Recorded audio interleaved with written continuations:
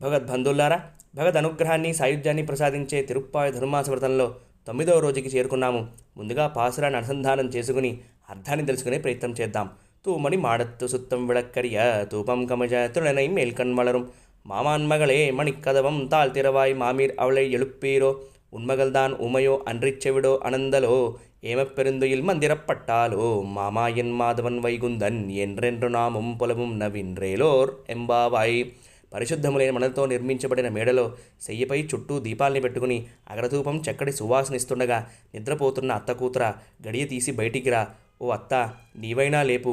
నీ కూతురు మూగదా, లేక చెవిటిదా, లేక ఎవరైనా మంత్రం వేశారా? మాయావి, మాధవ, వైకుంఠవాస అనే నామాల్ని చెప్పి ఆ గోపికని లేపు అని ఈ పాశ్రమంలో అండాళమ్మవారు 4వ గోపికను లేపుతోంది. ఈ పాశ్రమంలో ఉండే అంతర్లీనంగా ఉండే విషయం ఏమిటి అంటే, ఈ పాశ్రమంలో చెప్పబడిన గోపిక భగవతత్వం అనుభవిస్తూ పరిశుద్ధమైన మణులతో నిర్మించబడిన భవనంలో ఉంది. అంటే మణులు 9 రకాలు. అలాగే పరమాత్మతో మనకి ఉన్న సంబంధం కూడా 9 రకాలు.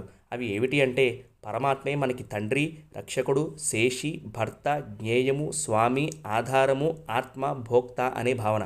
ఈ 9విధ బంధములతో పరమాత్మని భావించడం ప్రజ్ఞ. ఈ ప్రజ్ఞతో స్థిరంగా ఉండటమే స్థితప్రజ్ఞత్వము అని గీతాచార్యుడు భగవద్గీతలో అంటాడు. అలాగే దీపము అంటే శాస్త్రజ్ఞానము అని అర్థం. బాహ్యంగా ఉండే దీపం అంధకారాన్ని పోగొడుతుంది. శాస్త్రదీపము తమస్సు అనే అంధకారాన్ని పోగొడుతుంది. అలాగే అగరధూపం అనుష్ఠానము అని అర్థం. ఈ దీపం అనే జ్ఞానము, అగరధూపం అనే అనుష్ఠానము ఉన్నప్పుడే భగవద్ అనుభవం మనకి లభిస్తుంది అని ఈ పాసురంలో అండలమ్మవారు చెబుతోంది. అలాగే తల్లి అంటే అనన్యోపాయ తత్వజ్ఞానము, అంటే భగవానుడే ఉపాయము, ఇతరములు ఏవీ కావు అని అర్థం. అలాగే నేను నాది అనేటువంటిది 2 తలుపులు. దాన్ని అహంకారం అనే గడియ వేసినప్పుడు మహాపురుషులకు చేసే సేవాభాగ్యం మనకి లభించదు. కానీ ఆచార్య కటాక్షం ఉంటే అవి తలుపులు తెరుచుకుంటాయి అని అర్థం. అలాగే మంచం అంటే భగవానుడు అని అర్థం. అతనితో కలిసి ఉండడమే నిద్ర.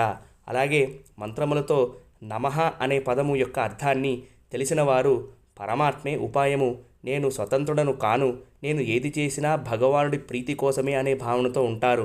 అందుకోసమే ఎవరైనా మంత్రం వేశారా అని అంటోంది అండలమ్మవారు ఈ గోపికని. అలాగే ఇన్ని చెప్పినా సరే ఈ గోపిక లేవకపోయేసరికి మాయావి, మాధవ, వైకుంఠవాస అనే నామాన్ని కీర్తిస్తున్నారు. మాయా అంటే 5వ పాసురంలో చెప్పినట్టుగానే పరమాత్మ యొక్క సంకల్ప రూపములో ఉండే ఇచ్ఛ.